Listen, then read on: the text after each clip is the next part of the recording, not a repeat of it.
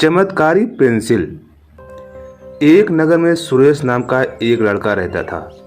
वह बहुत ही गरीब था, मगर उसे बहुत ही सुंदर सुंदर चित्र बनाना आता था। उसके पास इतने पैसे नहीं थे कि वह कागज और पेंसिल खरीद सके।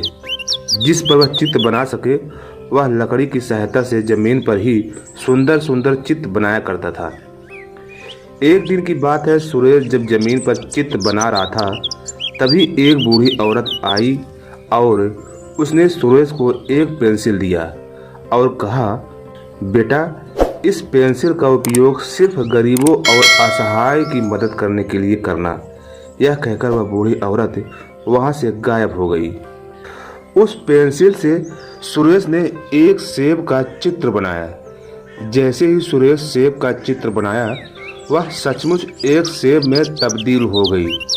अब सुरेश को समझ में आ गया था कि यह पेंसिल चमत्कारी है। सुरेश ने सबसे पहले अपने और अपने परिवार के लिए खूब अच्छे अच्छे कपड़े और भोजन को बनाया, जिन्हें वह पहनकर और खाकर बहुत खुश हुआ।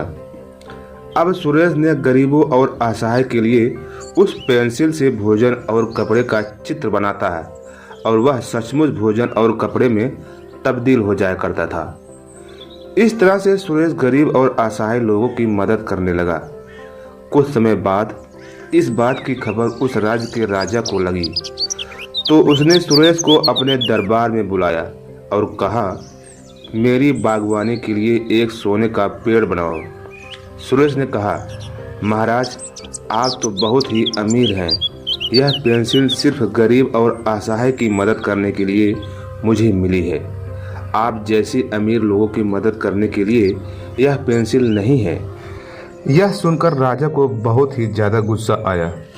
उसने सुरेश से पेंसिल छीनकर अपने चित्रकार से सोने के पेड़ का चित्र बनवाया, मगर वह सोने के पेड़ में तब्दील नहीं हुआ।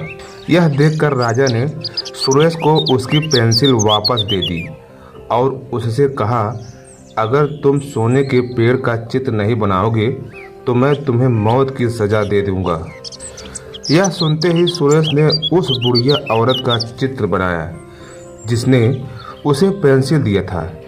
चित्र बनाते ही वह बुढ़िया औरत वहां प्रकट हो गई। बूढ़ी औरत ने राजा को समझाया, पेंसिल सिर्फ गरीबों की मदद के लिए काम करती है।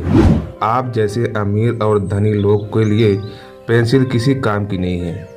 इसलिए आप सुरेश को जाने दीजिए और इसे अपने काम करने दीजिए। यह सुनकर राजा को विश्वास हो गया और उसने अपनी गलती के लिए सुरेश और उस बूढ़ी औरत से माफ़ी मांगी।